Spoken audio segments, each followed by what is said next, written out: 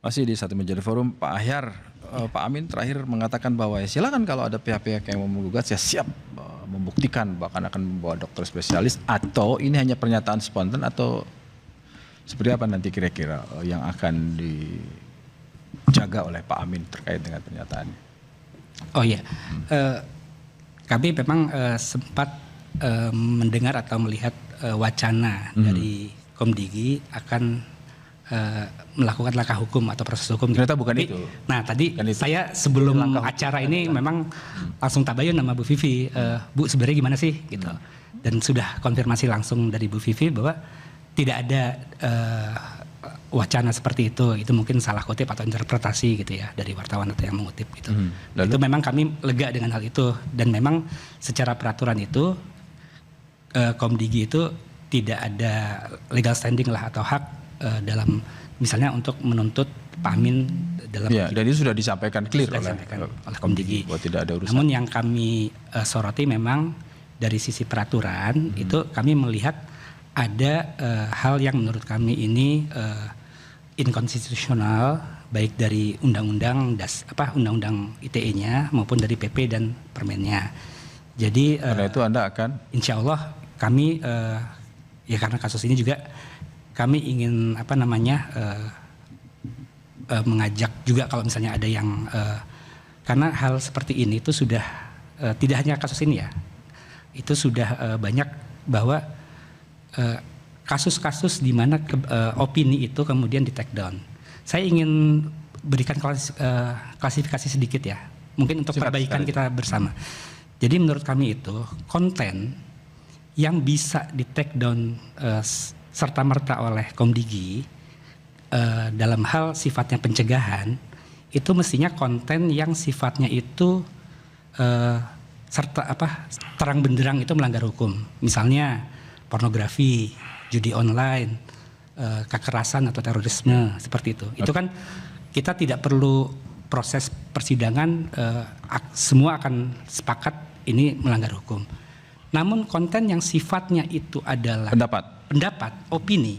Misalnya gini, seseorang mengatakan. Dan Anda menyebut bahwa yang ada di dalam video Pak Amin itu adalah pendapat. Nah kalau yang disampaikan Pak Amin itu adalah pendapat. Misalnya seperti orang mengatakan ijazah palsu atau apa, itu pendapat. Nah jadi kita untuk konten-konten yang sifatnya opini, maka menurut kami itu pemerintah eksekutif itu tidak berwenang untuk melakukan take down serta-merta. Kita tunggu. Sangat berbahaya ya Pak Ahyar ya, kalau disinformasi, ruang digital kita dipenuhi oleh banyak sekali hoax, disinformasi, itu luar biasa berbahaya.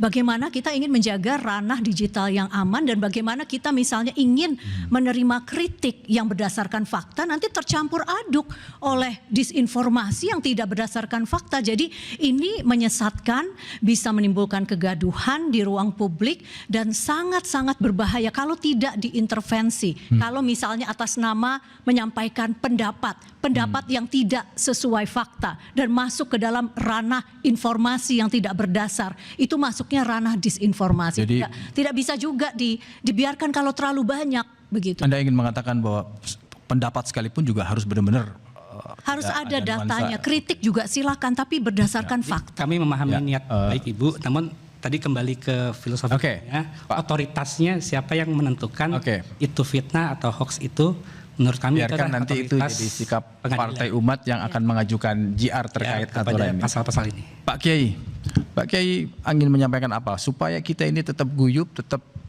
terbuka, tetap baik-baik saja demi Indonesia, tapi tidak ada juga yang dirugikan karena menyampaikan pendapat ke publik itu juga termasuk perintah agama. Jika itu dilakukan benar faktanya, benar data-datanya, dan tujuannya adalah untuk memperbaiki tujuannya. Tapi jika itu adalah merupakan fitnah yang tujuannya adalah untuk mendowngrade suatu kehormatan, itu yang harus dijaga. Jangan sampai itu menjadi tuduhan yang bisa meluluh lantakan kehormatannya seseorang tanpa data. Jika datanya cuma katanya, Karenanya data cuma katanya Jangan dalam disampaikan konteks dulu. tuduhan pribadi itu termasuk disebut qadzaf. Nah, ketika disebut qadzaf itu ada Qadzaf itu apa? hukumnya sendiri. Qadzaf itu apa? Itu menuduh Menuduh. seseorang tanpa ada data-data yang kuat, ada bayinah Jadi, yang jelas. Sikatnya Pak Kiai mengatakan bahwa melakukan kritik, memberikan masukan ketika itu mau dianjurkan, melakukan tapi- masukan sesuatu, kritik sesuatu, lakukanlah dengan bijaksana, Oke. dengan baik, dan ada bayinahnya juga ada, data-datanya juga ada. Oke.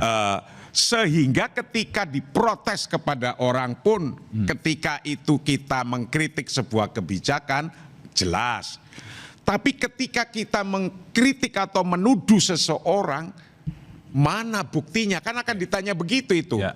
Maka itu juga akan jelas. Maka di sini dibedakan dalam konteks agama. Menuduh pribadi ada konsekuensi hukumnya. Tapi ketika mengkritik kebijakan, itu beda. Yaitu tujuannya Oke. untuk kebaikan. Kalau nuduh pribadi biasanya tujuannya untuk menjatuhkan. Oke. Ini. Ya, saya udah angkat poinnya. Mas Kurnia, Mas Yogi, baru-baru ini juga ramai ketika ada seorang akademisi namanya Ferry Amsari ya.